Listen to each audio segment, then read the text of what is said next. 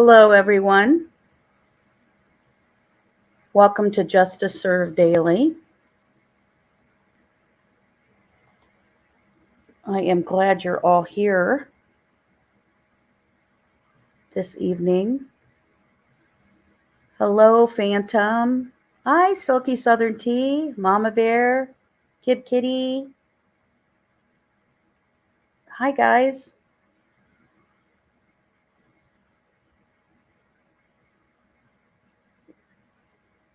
Oh, I know, Silky, you work way too much.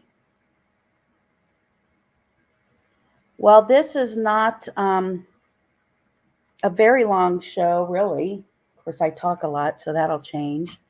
But I have some things I wanted to update on in particular. And the other night when I did the other show, people were talking about that the one bit of information that I got from the Miami County Sheriff's Department, they thought I should kind of do kind of its own thing, its own video. So that is what I'm doing here tonight. Plus, I want to make sure that everybody hears the updates and stuff that we have, obviously, with Richard Allen, everything that's going on with that. But so let's talk about it and let's get in here and let me hopefully make sure that all of you can hear me okay. So I'm going to go over and first go to the Richard Allen updates that we have, right? Those are the quick ones. I need to make sure that hopefully you can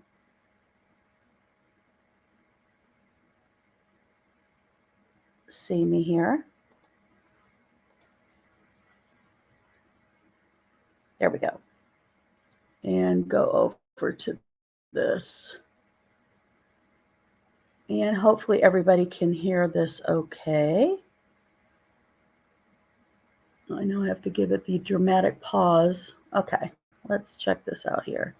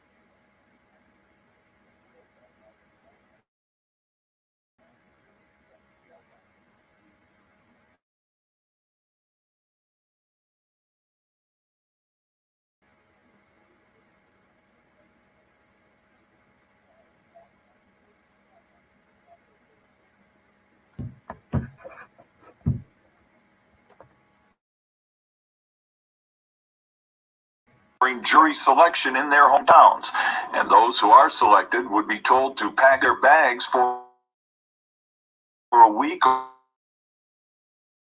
or more. Obviously,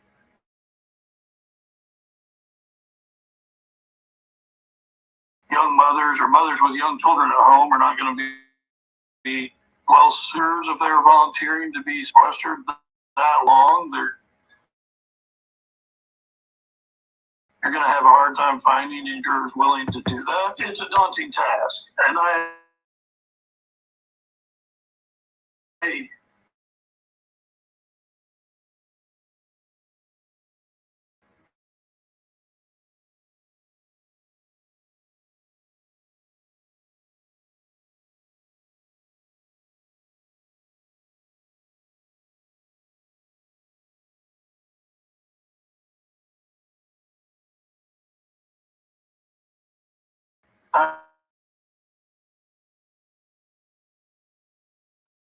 I do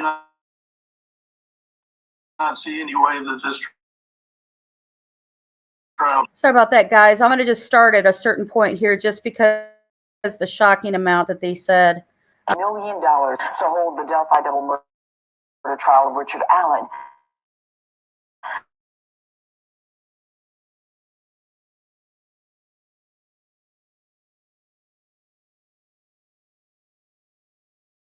The council has published that notice, while attorneys now agree on which count.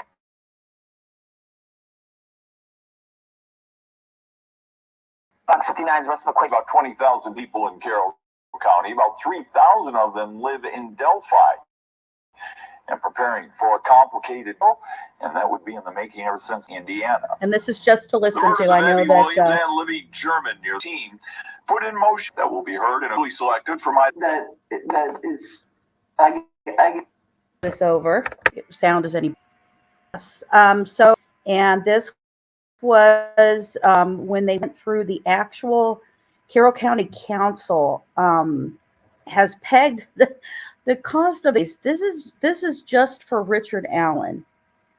For Delphi, it's going to be $2.1 million. And you know they always estimate crap under what it really ends up costing. It's just crazy. And sorry that for some reason the video doesn't want to. I figured out what it is. It is my brand new, beautiful microphone that my sister got me for Christmas. So shout out to my sister if she's watching. And I just $2.1 freaking million. So the counselors said they're setting aside 1.5. It's exactly $1,535,000 for personnel services. $530,000 are for air quotes in the air, right? As you guys can see, other services, and $35,000 for supplies. How many damn Post-it notes is that? Jeez, oh man, it blows my mind, right? Blows my mind. So, I don't know, people. I mean, and they had the closed trial where the defense went to go talk to the judge privately, right? That was done privately so that they could go say what money and stuff they would like to use for their special people, their expert witnesses. So I'm going to go over and show you, or maybe have you listen. I'll pull out the thing for the personal microphone for it won't mess that up as I'm going to play this. So we've got that amount, which blows my mind. And as I talk about this, I just want to keep reminding everybody, remember that there's a gag order on Delphi case, right? Gag order meaning that the attorneys, prosecuting and defense, law enforcement, all of those people underneath an umbrella, families, so forth, are not able to discuss the case. That does not mean that media doesn't discuss the case. Obviously, you guys have seen it all over the place. Or, other people to discuss the case, but it closes information out there. So while everything that's going on right now is not floating around and saying about stuff, right? Okay, so at the time, there was 2 counties they were going to decide. in Indiana where it was going to go. And it was either going to be St. Joseph County, which is up near where Notre Dame is, so basically South Bend, Indiana is like the main part, and then you've got Notre Dame there. And then the other part is Allen County in Fort Wayne, which is where actually this new scheduled judge, right? Because the other judge asked to leave the case. The other judge who came in, Fran, I can't think of her last name right now. She's the one who actually came in from the Fort Wayne area. So those are the two. So they made a decision, obviously, from that, and I will play, obviously, the sound of just a little update for that to just show where that source comes from. So hold on one second. And let me make sure that I'm showing it. I think it's showing it to you. Yes, it is. Okay. Now that you'll hear it. Hold on one second.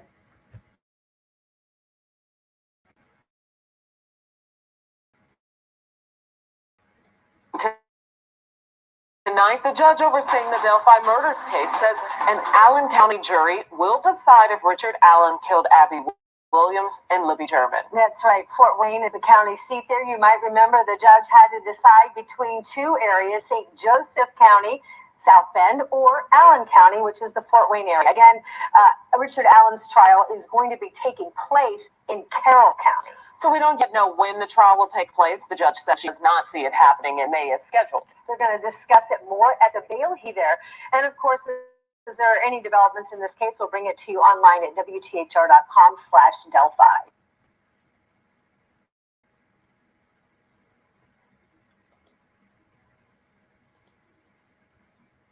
Okay.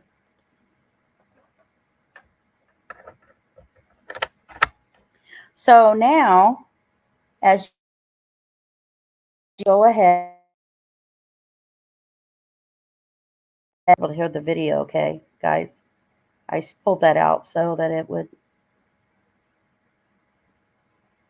be better. Oh, I saw it. Wanted to pause there a minute, didn't it? So hopefully you're able to hear the video, okay? And so they're sitting here.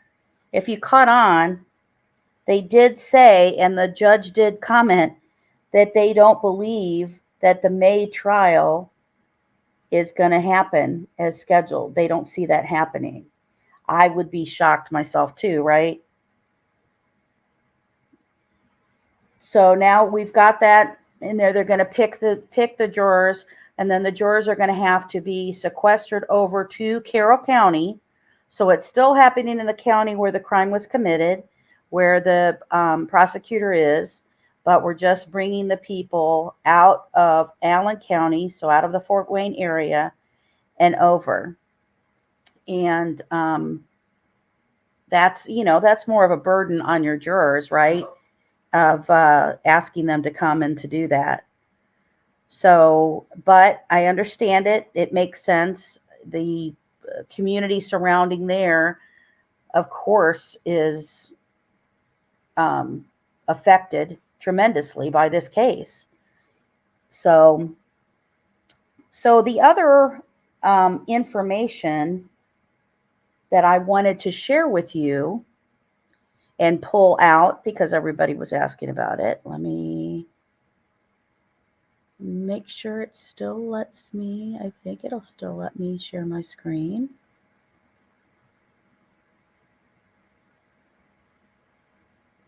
And I hope everybody's doing out there. I know the so-called snow apocalypse was affecting everybody. So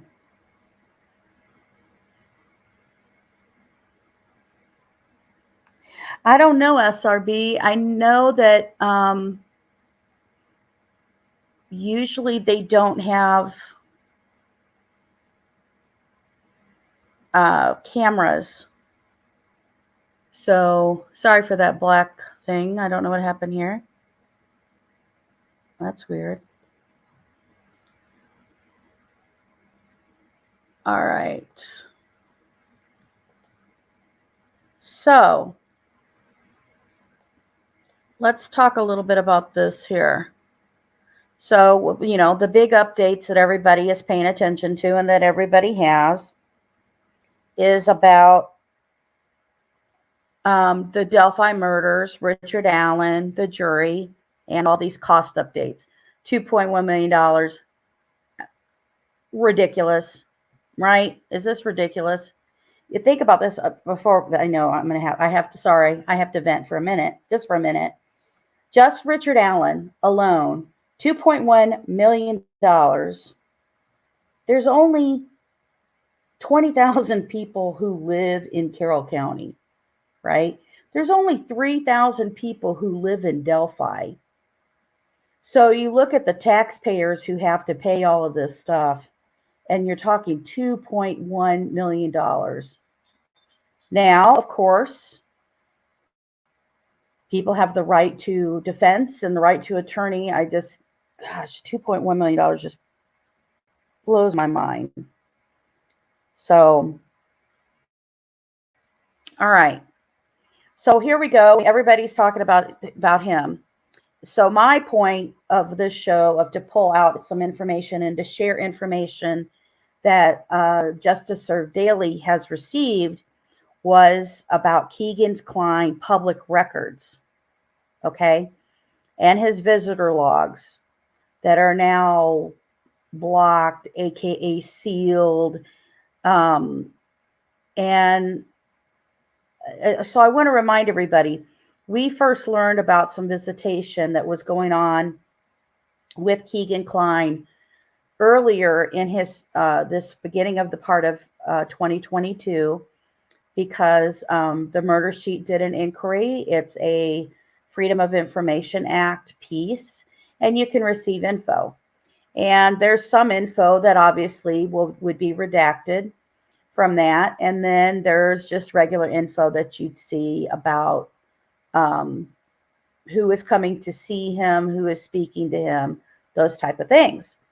So that request had gone through, and so I was curious for information about, a response and asking about the public records now, spanning from the time frame, which you'll see my request was asking for May of 2022 till December 11th of 2022, right? So let's go over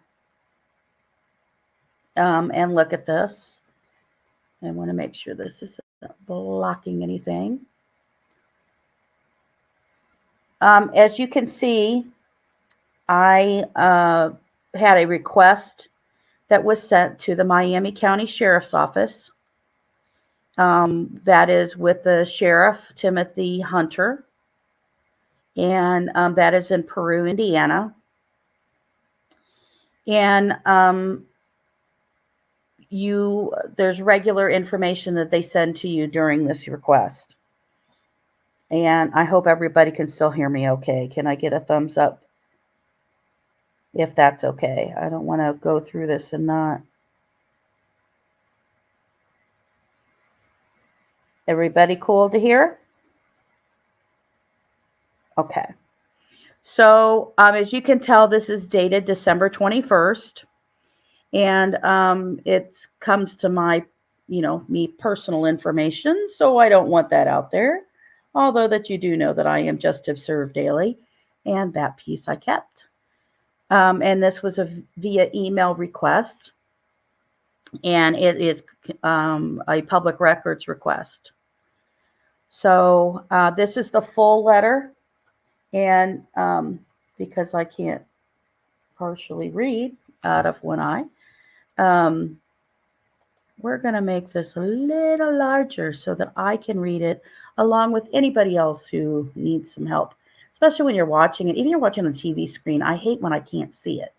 Okay, maybe that's just me. I just can't see it. So here we go. This is the top of the request. It shows December 21st, 2022, public records request. And it shows as required by the Indiana Access to Public Records Act, the public records you originally requested from the Miami County Sheriff's Department, which they refer to as MCSD. So that's Miami County Sheriff's Office or Department every time we see it, by email dated December 14th of 2022, received on December 14th, 2022, have been reviewed and or compiled for your inspection and copying in accordance with the Indiana Code. And then there's the code, right, everybody? You may inspect and make copies of the requested non-exempt public records during regular business hours at your convenience. Electronic copies may be made available upon request at all discretion of the MCSD. All public records requested that are non-exempt, so I want to point out that difference, that are non-exempt from disclosure are being made available for inspection and copying. Please be aware, however, that all of the following requested documents, records, or other information are exempt from disclosure pursuant to the Access to Public Records Act. Okay, so below it shows the official record that was being requested, right? The guest and visitor logs for inmate Kegan Anthony Klein from May 1st, 2022 to December 11th of 2022. Okay, so this is the beginning part of response for that. Let's go to the second part. So in this reply, it then says, out of that request that I just asked that showed that time frame, it shows the basis for exemption and it gives the codes. Okay, these are the Indiana codes of why an exemption would be made of not providing information. Now remember, they early in the year shared who was visiting and that in reply and request to a public records before. So in this Indiana code, exempt from disclosure, criminal intelligence information. Indiana code allows a public agency to deny disclosure of criminal intelligence information in whole or in part. So the Miami County Sheriff's Department maintains that release of the requested records may compromise an ongoing or open criminal investigation, including the identification of an individual reasonably suspected of involvement in criminal activity and the criminal activity engaged in. So if you read that, wow. So it says then after this description and, going through that, please also be aware that the APRA, which is the act we just talked about, does not require the creation of a record that does not exist, right? So they're not going to make anything up. Opinion of the public access counselor. Moreover, the sheriff was not required to create any records to satisfy the request. Please also be aware that the APRA does not require that the Miami County Sheriff's Department to obtain copies of public records from other public agencies for disclosure that are not maintained by MCSD, of course. And then it says further that please be aware that if you desire physical copies of any public document, the copying fee will be 10 cents per page pursuant to the Indiana Code. these fees may be paid in advance in accordance with the Indiana Code. And then it shows that. And that is signed by the chief deputy, which is David Vick, who is the one who is replying in that email letter. So it comes via email, and it comes via a letter attachment. So I wanted to make sure that I was clear when I first received back. And it took a while because we kind of were emailing back and forth, and they go through their process of how long it takes. And I wanted to just make sure that I completely understood what that piece meant. And so to also help with that and to share that with you, I wanted to just include the email piece that, again, it talks about that the letter is attached, right? The letter is attached in the email. But I wanted to provide you the email comment because it just confirms, which is attached again. Please find our response letter dated December 21st of 2022.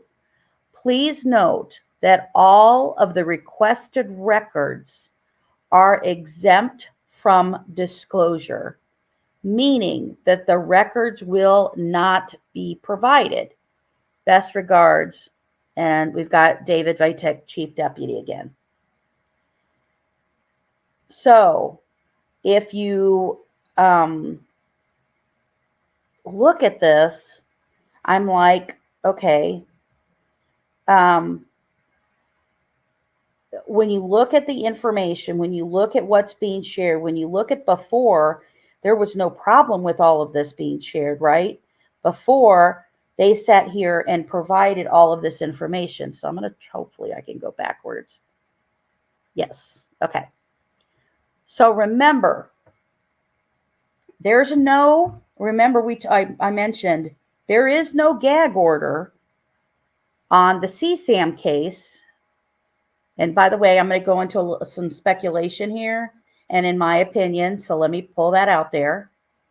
But that it is a true statement. There is no gag order in the CSAM case. We've received everything from that, right? We have seen the probable cause affidavit of the search warrant of it. We have seen the probable cause affidavit of what was found on all those devices, which I have a video on, which is called The Dangers of Social Media, which shows each device that Kegan Kline had and what they found on each of those devices and what they didn't find on the one he didn't provide, right?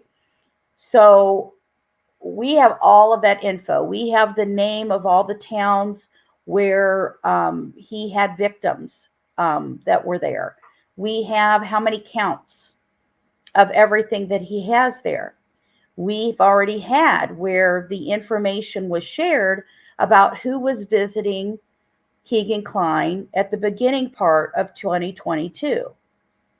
What is different that would have happened in the ending part of 2022 that we can't see maybe who's visiting Kegan Kline?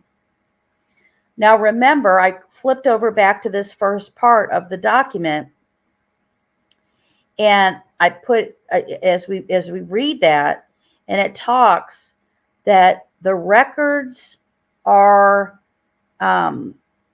supposed to be covered if, let me go back to the request, the second part, the Indiana Code basis for exemption, basis for not providing the public records information is it exempts from disclosure of criminal intelligence information, right? It allows a public agency, this code allows a public agency to deny disclosure of criminal intelligence information in whole or in part. And so you're talking about that the Miami County Sheriff's Department maintains that release of the requested records may compromise an ongoing or open criminal investigation, including the identification of an individual responsibly suspected of involvement in criminal activity and the criminal activity engaged in. Okay, we already know that he's engaged in CSAM. None of that's been blocked. What could this possibly mean? Total speculation, in my opinion. Well, the visitation logs and everything that were going on at this point were when suddenly Keegan Klein was transported from by the state police to talk. This is when Keegan Klein went and suddenly the Wabash River was being searched. This is while Keegan Klein is talking, and right after he's moved over there and talks for a while, and after they search for about 5, almost 6 weeks in the Wabash River, and then suddenly weeks later, we have that Richard Allen is arrested. And then after that, within weeks, we have that Keegan Klein's has some charges that are dropped and some charges that are lowered in severity.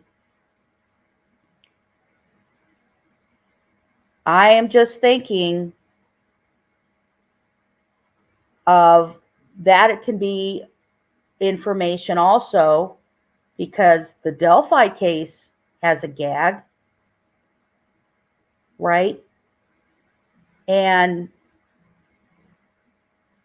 if that's true, then what could possibly be going on with that, right? If we already know the charges, we know what they're being lowered to, we know there's been negotiations going on, we have all of that. So this reply to me, although didn't receive anything to say who could be people visiting him, right? That like Doug Carter, like anybody else trying to get information from him, the FBI, whatnot. And, all of a sudden, we have this now being blocked, this visitation now being blocked. So, I will admit that I do have a bias. I believe, and you've seen through my videos here about the CSAM that I looked into of him, meaning Kegan Kline, and connections and stuff with that. I don't think we can ignore that the Anthony Schatz tried to schedule to meet with the girls, with Libby. I don't think we can ignore that an Anthony Schatz was talking to her, was communicating with her, was communicating with others. I don't think we can ignore that the Anthony Schatz profile suddenly makes a comment of, oh, I was supposed to meet her there, but she didn't show up. So in my mind, in my probably very biased opinion, I don't believe that Keegan is not connected and somehow how the meeting came forward with Richard Allen. I feel there's a connection there. And I do feel without this information being shared of visitation, that the reasons could be that they're not going to let us see, FBI, Doug Carter, the movement of him from one jail to the other, the discussions that were going on and meeting with him as they were searching the water, them coming back, all of that's going on. And in my opinion, what could be going on could be cooperation in regards to the Delphi case nothing to do with the CSAM case. I mean, I think that's being given, right? It's being lessened because of cooperation. Because what else has he done to make some of that go lower? What else has he done? The case, it's ridiculous. So I can't give up that particular bias. So let me go forward here. So obviously, and I have to thank Mama Bear, it cracks me up. I was sitting here and I wanted to go into my case. And I'll tell you this, the Indiana has where you can go in and you go into my case, indiana.gov. It's mycase.in.gov. And you can look up charges, pending charges, everything like that with the case. So I get a message and stuff from Mama Bear out there who's like, hey, this got changed. And I had went over to my case and had pulled up if I could see anything, not that I thought that maybe there'd be charges showing up for Delphi, but you never know. That's how we find out stuff, right? So I go in there and they're showing that there was a motion for continuance filed. So motion to continue pretrial conference for Kegan Kline. You can see it up there. I pulled this out of my case, and it shows that this was on January 25th. Now they're at, we're supposedly snow apocalypse in the state of Indiana, with many other states that have that going on. So I'm assuming that could be why this got delayed, right? It's because of the snow. But if you look, so the order granting the motion for continuation on showing January 25th of 23, you can see it shows. So there's judicial, there's Kegan Anthony Kline, there's Andrew Akey, and then it shows everybody who's notified, and the order issued January 25th of 2023. And then it says hearing scheduled activity, pretrial conference ongoing, scheduled on January 26th of 23. So meaning that the pretrial that we were waiting to see for tomorrow at 10 a.m. was rescheduled to March 30th of 23. And so, and that's going to be at 10 a.m. again. And the reason is by request. So I'm sure they probably agreed because of transport, weather, whatever, that came on. But thank you, Mama Bear, for popping that out and stuff too. They have,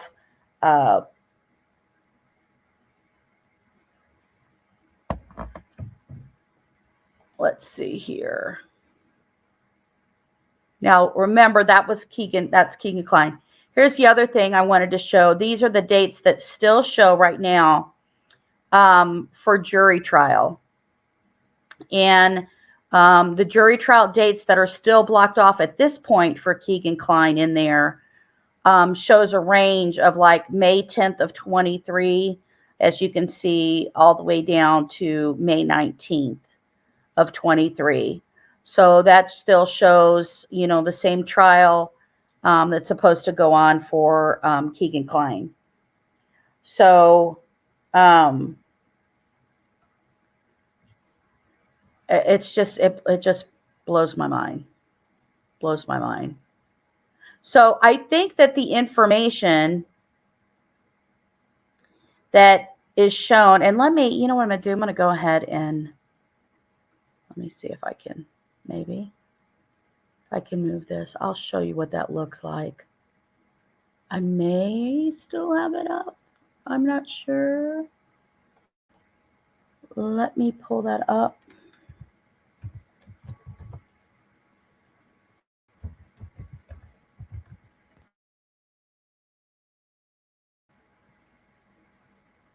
All right, I'm going to show you the very easy way that we do this here.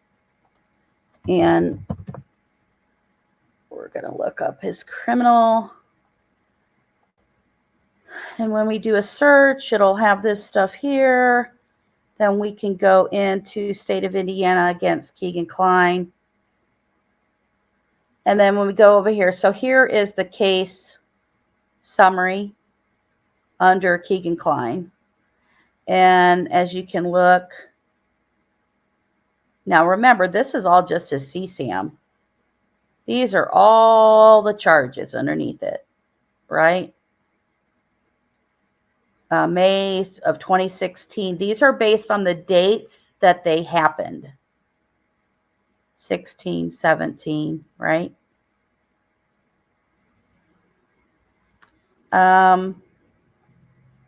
Chronological case summary. And this shows when everything, so anything that happens, probable cause, everything that goes on from that. And then, so when we go down, which these are interesting, but when we go all the way down to the bottom to go to the most updated information, this is where I was showing you the, here we go. The motion today about changing tomorrow's pretrial hearing, the acceptance of that motion. And then right now, the only other farther out dates are of the May, starting May 10th of 23 with the jury trial for him. Now, do we think he's going to make it to jury trial? Meaning, you know, as far as for the CSAM, he could easily sit here and,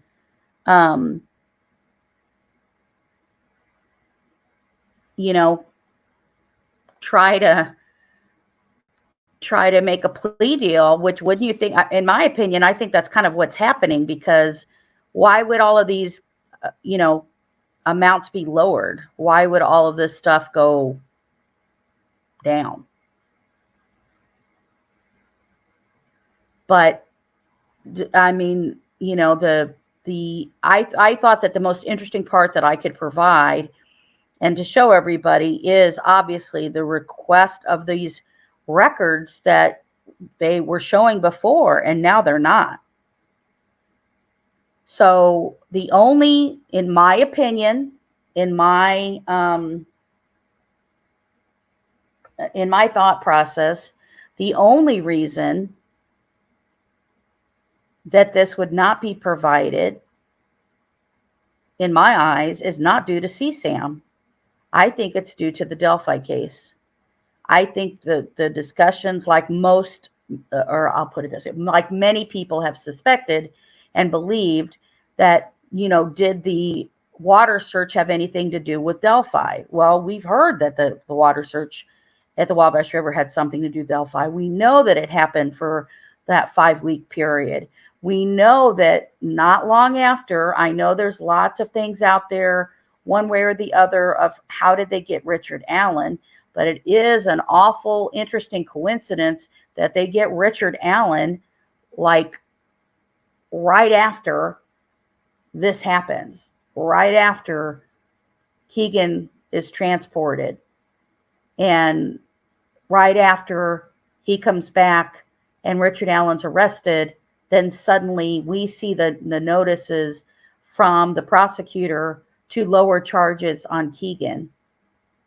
So, you know, was a negotiations going on and stuff with the dog. Now, why would they not, let's speculate, why would they not want to let us know that Keegan is communicating, participating, giving information, right?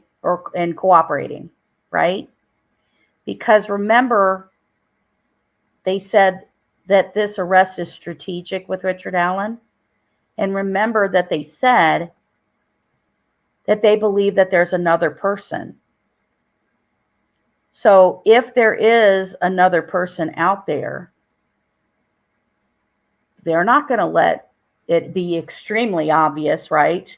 Although at this point, you don't have to be a rocket science to know this, especially if you were involved in the case, right?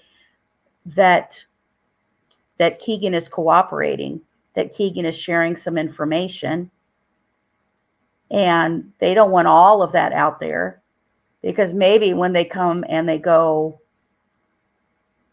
boom, Delphi charges have been done against Kegan Kline. This is in my opinion. If that happened, then it would not just be dropped that he's cooperating. It would be he's cooperating, he's made a deal with us, and now we've just maybe arrested somebody else, right? Somebody else out there that could be part of this CSAM group. Now, of course, I could be wrong. And like I shared with all of you, I have a bias for the CSAM part of this case. But I don't think that you can ignore that. And I would not be a surprised person to come back and to hear that there is a connection found between Kegan Kline, aka Anthony Shots' creator, and Richard Allen. And this case for the community, not only the case of people living in Delphi, that are only 3,000 people living in this small town, but the people living in the state who were thinking for a very long time, this could have been somebody who came maybe from, and I'm not saying the police, I'm saying just in general, that they were thinking that a monster like this had to come from somewhere else and come into the community and harm somebody and make that connection. And then to find out that the person is there, he's still there, he's still living there.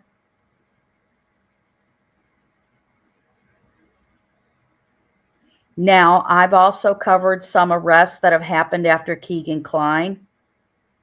Now, some of them, there's no direct proof of if these guys have been busted because of, but some of the people who have been arrested have been caught with some serious amounts and been turned in by things.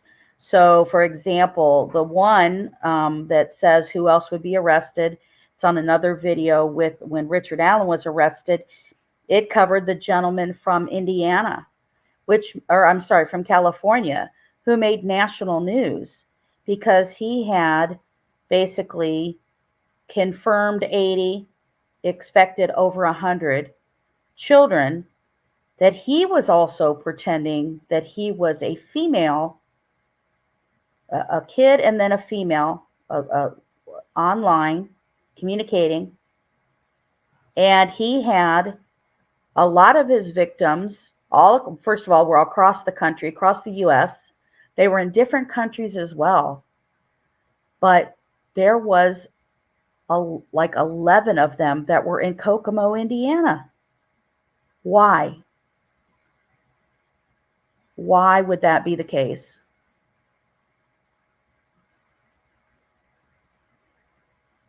Is that because there's a link here? There's a lot of arrests that have happened around that area ever since and afterwards.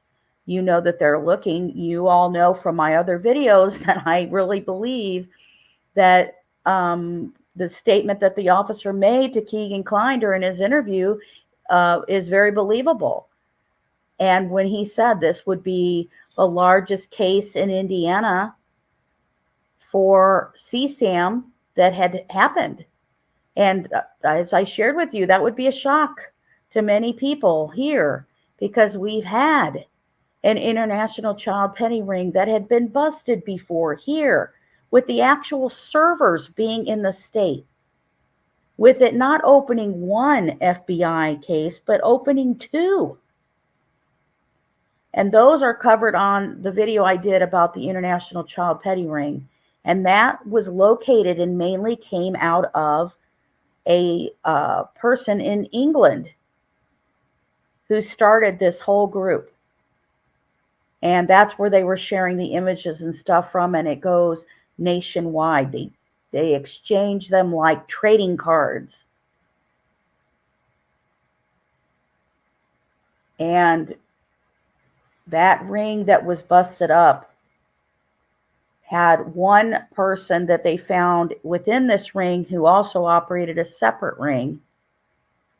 And those were Operation Nest Egg and Operation Bulldog. And Operation Bulldog came from a person who was found in Bloomington, Indiana, who his stuff was so horrific that it was a whole nother investigation and a whole nother group of people that went down that the FBI busted for that. I would not be surprised for us to hear about a ring that was found and busted because of that.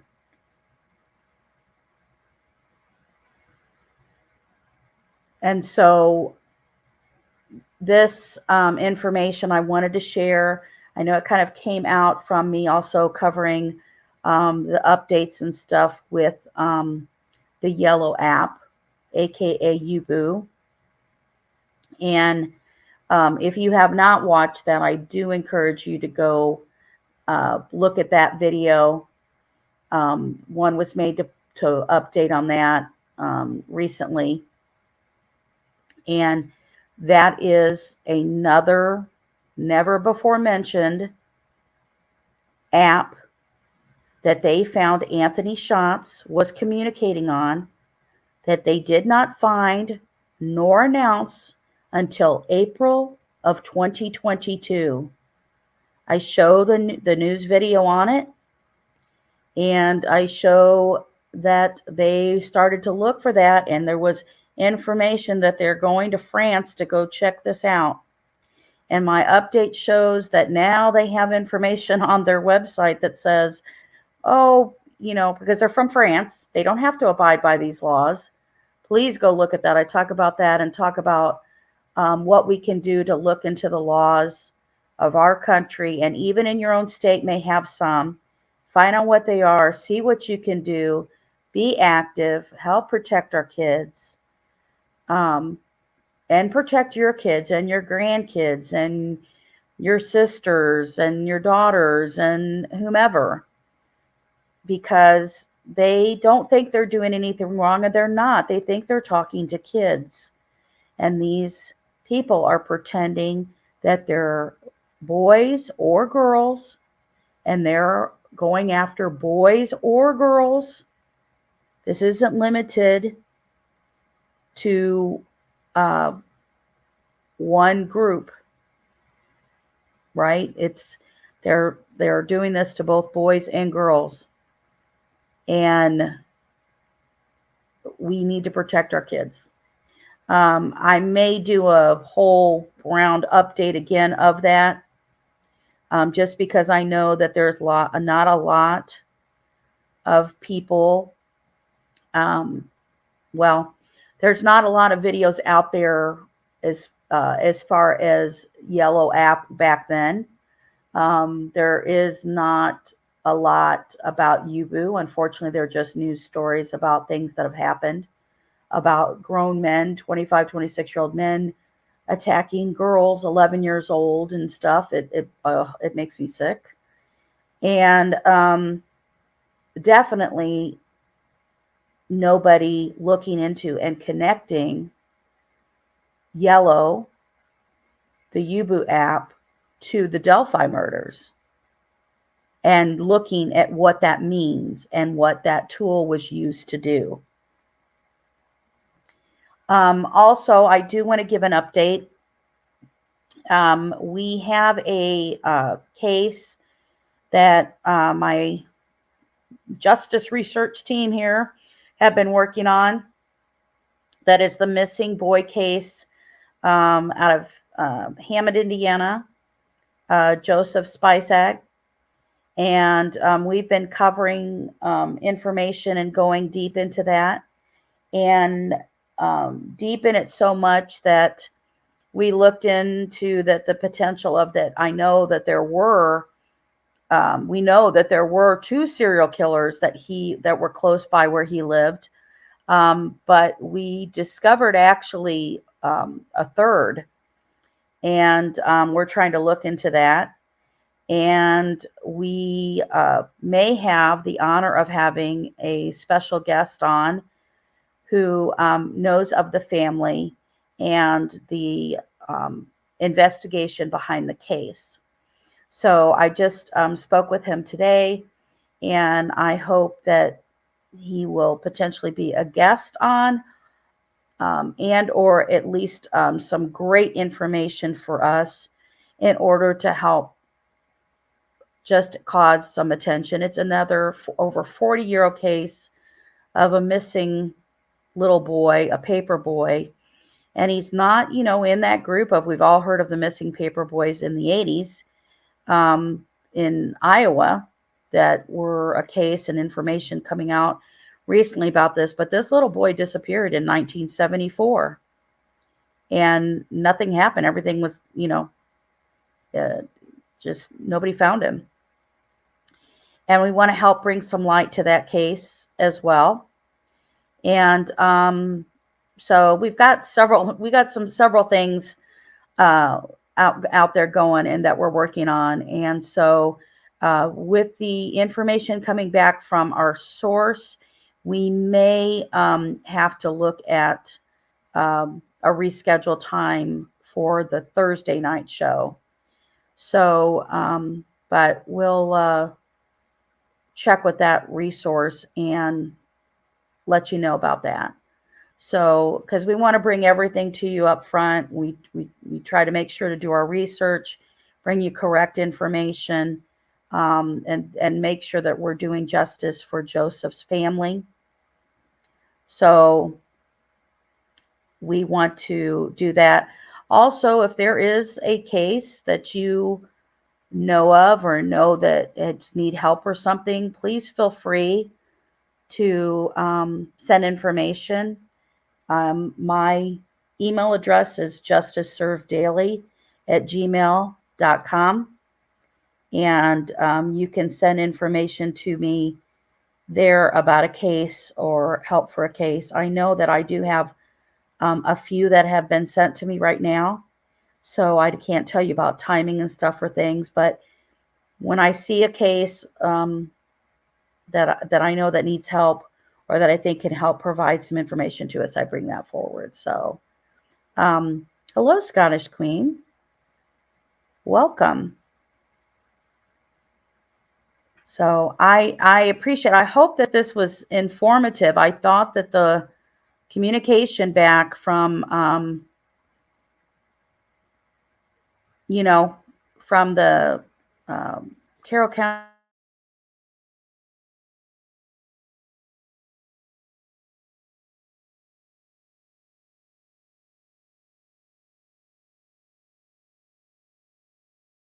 County Sheriff's Department. I have to do this because Mama Bear and them always remind me that I'm not very good at this, but at reminding people.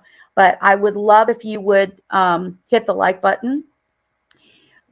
We would love for you to subscribe. I am not a monetized channel. I try to do it to just cover cases that I believe need help and that I have interest in and stuff as well, and feel like I can make a difference. But our next drawing is coming up soon because we have been drawing for, prizes when we made our first number. Now our next number is to 500. And when we hit 500 subscribers, we are giving away a 6-month subscription to Discovery Plus, which includes the ID channel. And we know that people who love true crime love to watch that channel as well. and to get more information and more shows and stuff from that. But, you know, this was a goal of mine for me to obtain, was to first get the nerve to have a YouTube channel. And then second, and I had some great ladies who helped me get there and have the courage to do it. And then the next one is, you know, to try to get as many subscribers as I can so that I can help spread the word and get the word out there to people. So I appreciate all of you being here. And I hope that this video was helpful. As I get more information, these will pop on as well. So I appreciate all of you. And thank you so much to my mods. And thank you so much for watching. Please share information. Please let people know. Have this as your discussion. Why can we not see the information now? Is it because maybe we'll hear soon that there's been cooperation going on all along about the Delphi case inside, and we'll learn more? My fingers are crossed. Thank you for being here. Thank you for being a justice warrior and helping us make sure that justice is served daily. Thank you so much, everybody. Good night.